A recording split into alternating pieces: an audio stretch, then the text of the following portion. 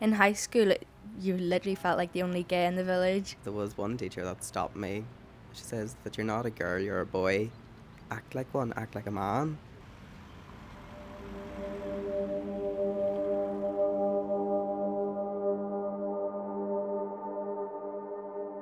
I'm a mama. My job is to protect my children. No matter what, it doesn't matter if they're 5 or they're 95. I will do anything in my power to protect them. Where we live can be small. It is a small town. There is people who are open-minded. There are also people who are not open-minded. They're very, very narrow-minded and can be cruel. And I will do anything to protect her from that. I'm really proud of him for wanting to, talk about this issue, but more from a protective point of view, just not wanting Thomas to put himself out there so much. I'd love to be able to walk down the street holding a girl's hand, but I don't know whether I'd feel safe to do it, so I don't.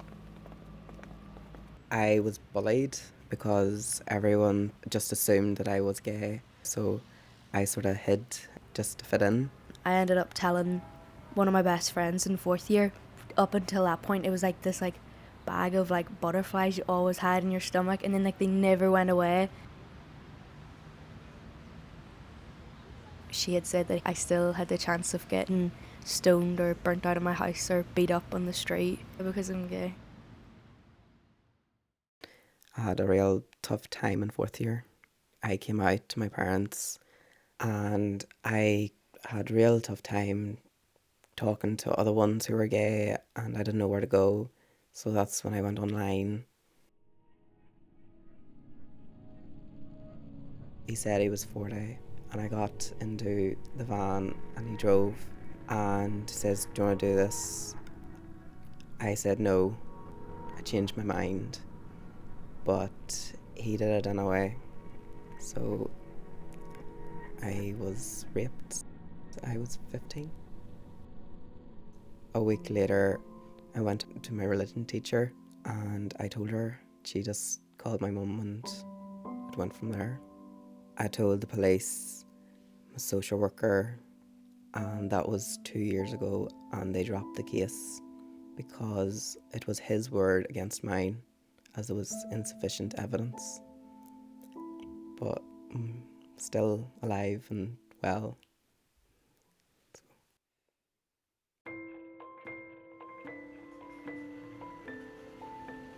The first night I went and I came out of it and my sides were so sore. They were and my cheeks they actually were cramping and a smile and everything, because I hadn't laughed properly in ages because of everything that had been happening at home. We tell each other everything. There's not one thing that we don't know. Sounds cheesy, but I genuinely don't think I could have survived without the group and then without all usings and stuff, especially.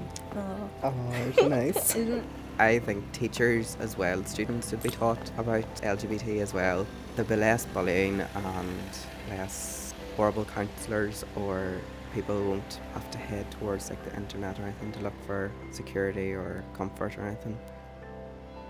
We're still back in the 1900s where we're not allowed equal rights. It's they're using their religion to make somebody else unhappy, which is what religion is against doing. I love it here because all my family's here and stuff. At the same time, it's still quite unaccepting.